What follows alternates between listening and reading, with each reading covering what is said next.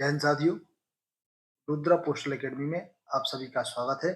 आज हम पढ़ेंगे पीओ गाइड पार्ट 1 क्लॉज 12 डाकवार का अग्रिम नगद भुगतान, जिसके बारे में बताया गया है कि सर्किल अध्यक्ष जो होते हैं उनके द्वारा डाकघर के किसी फर्म या किसी व्यक्ति के द्वारा जो बहुत बड़ी संख्या में अपन को registered packet, unregistered packet, parcel पत्र या कुछ भी प्रदान करता है, तो बड़े शहरों में इनकी संख्या है कम से कम 500 और छोटे शहरों में इनकी संख्या कितनी है 250।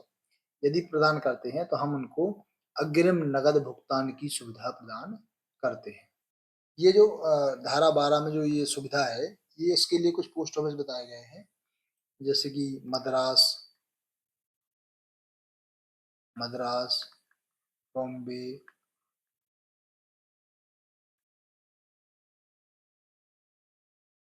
कलकत्ता,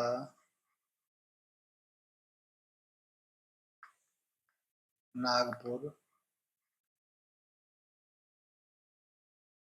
ठीक है, दिल्ली, ऐसे कुछ डाकघरों में ये सुविधाएं प्रदान की जाती है। इसके बाद हम देखते हैं धारा 13 खराब और विरूपित टिकट। ऐसे डाक टिकट चाहे चिपकाए गए हों या मशीन के द्वारा छापे हुए हों, जो विरूपित हैं, कटे फटे हैं, ठीक है, या जिनका प्रयोग किया जा चुका है, उनका पुनः प्रयोग नहीं कर सकते हैं। इस प्रकार के जो टिकट हैं वो डाक भार के भुगतान के लिए मान्य नहीं होते हैं, ठीक है। मतलब ये जो टिकट होते हैं, जैसे आपने कोई टिकट है उसका एक बार उपयोग कर लिया है, उसका आप पुनः उपयोग करेंगे, यह अनुचित है, दंडनीय अपराध है यह, ठीक है।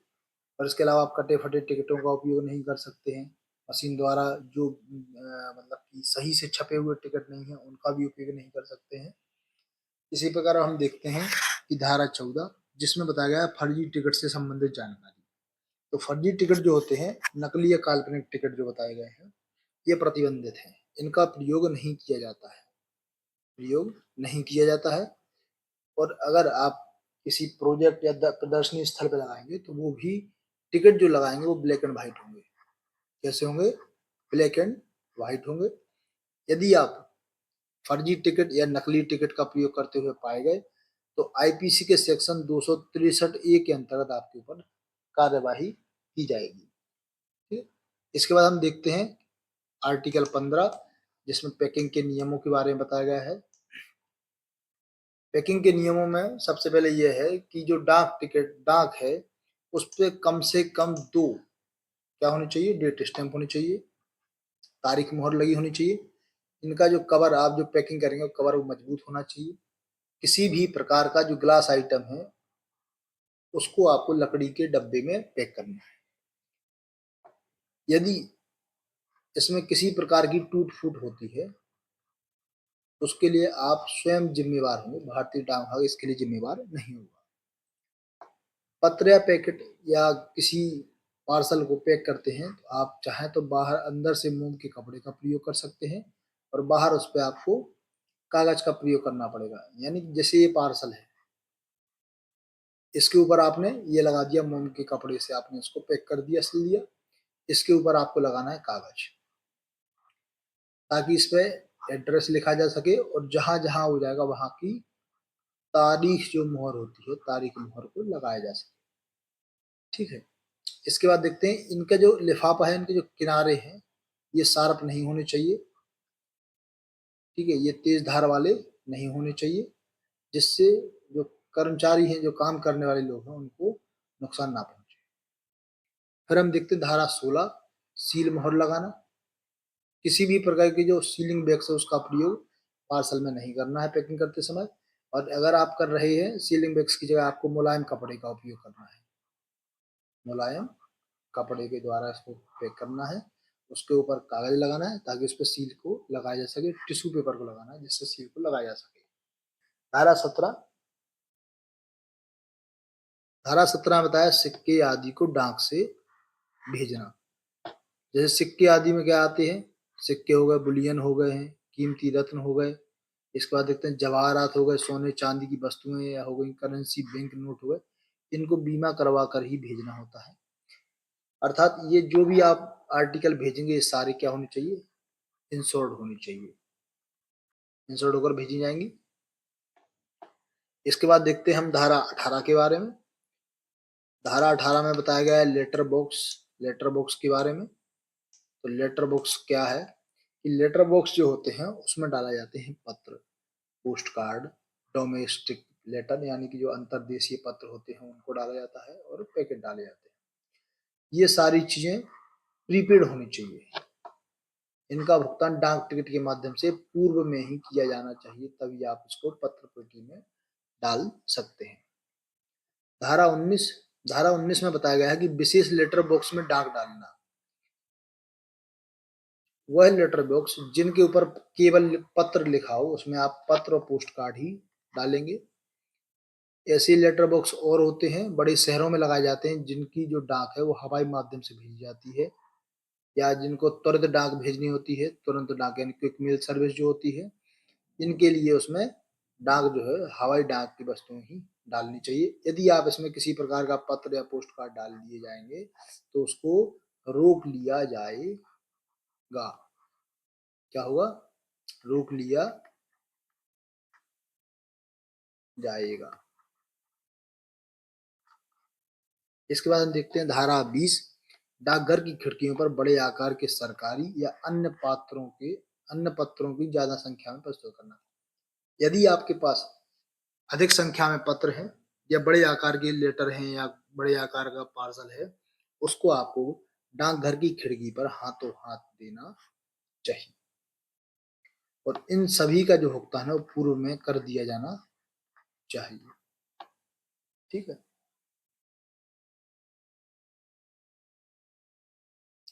इसके बाद हम देखते हैं धारा 21, ऐसी डाक वस्तुएं जिन पर विशेष ध्यान देने की आवश्यकता है। पंजीकृत हो गए, पंजीकृत पत्र हो गए, बीपी हो गए, बीमाकृत पार्सल हो गए, रजिस्टर्ड जी जो पत्र हैं, पंजीकृत पत्र हो गया, बीपी बीमाकृत पार्सल हो गए। यह आपको काउंटर बंद होने के 30 मिनट पहले तक आप इस डाकघर में जमा कर सकते हैं। पते के ऊपर आपको ऊपर दर्शाना पड़ेगा कि क्या है। जैसे आपने बीपी लिखी है तो आपको लिखना पड़ेगा बीपीपी, वैल्यूएबल पार्सल। ठीक है, वैल्यूएबल पार्सल।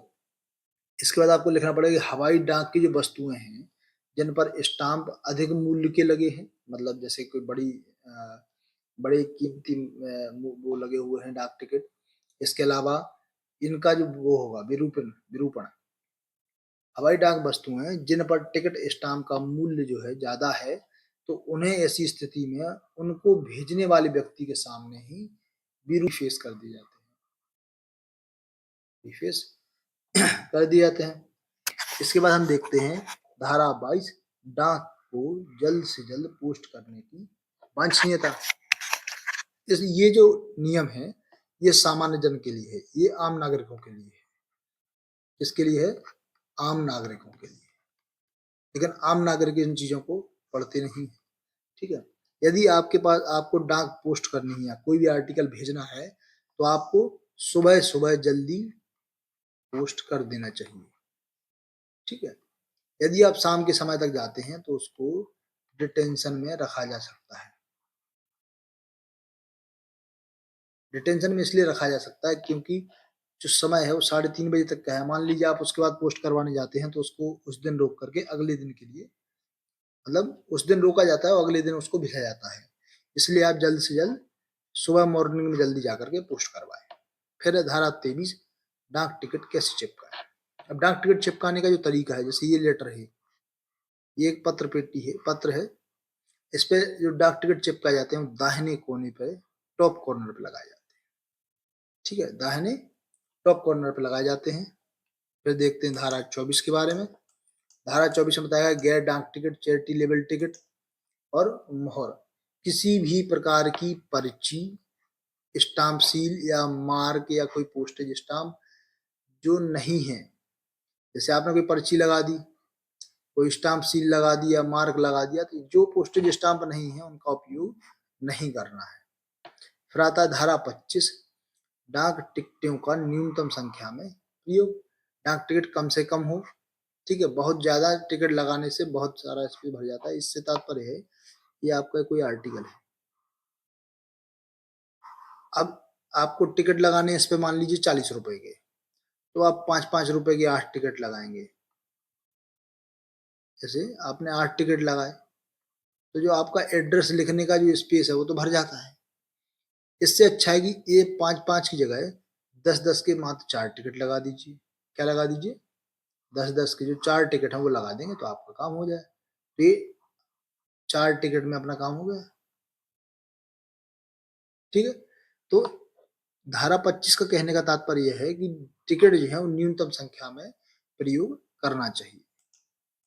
धारा 25 के बाद हम देखते हैं धारा 26 के बारे में। पता किस प्रकार लिखा जाता है, पते में क्या ब्यौरा देना है। यह प्रश्न बहुत बार पूछा गया है। इसमें से सीधे सीधे प्रश्न जाते हैं कि देखिए, सबसे पहले तो उसको पढ़ लेते हैं कि जो पता हमेशा सही ढंग से लिखना चाहिए।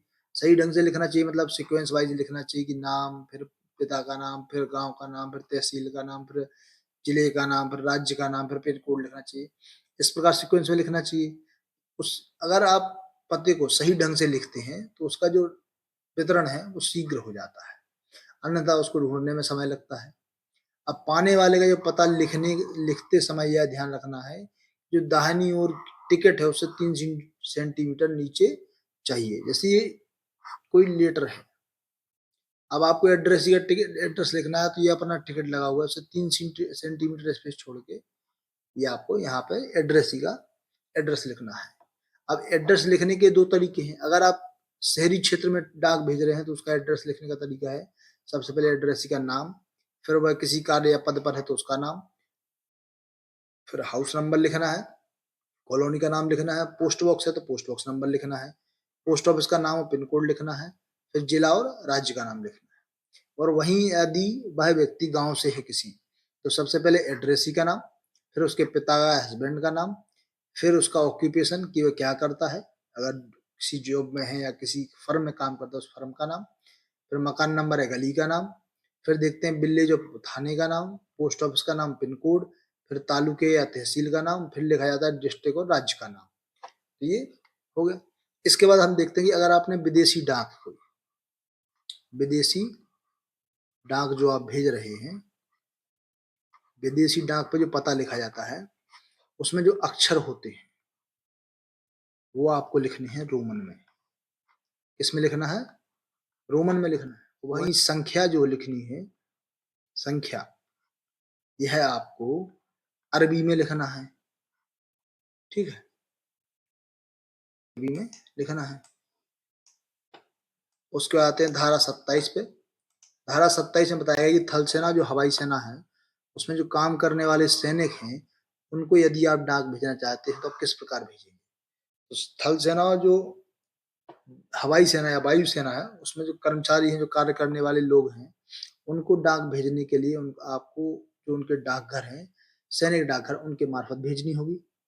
उनका जो पता है वो इस प्रकार लिखा जाता है कि सबसे पहले उनका संख्या, कैडेट नंबर, फिर पद लिखना है, फिर नाम लिखना है, फिर उनकी इकाई लिखना है कि वो किस यूनिट में है, किस यूनिट में कार्य करते हैं।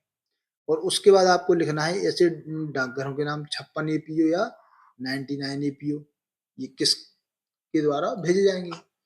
फिर आता है डाकघर अधिनियम। डाकघर का जो धारा 28 है उसमें बताया गया कि नौसेना में जो जहाजों में काम करने वाले नौसैनिक हैं उन कर्मचारियों को डाक को कैसे भेजा जाए। दिए जाती हैं बम्बई फ्लीट कार्यालय बम्बई के मार्फत भेजी जाती है।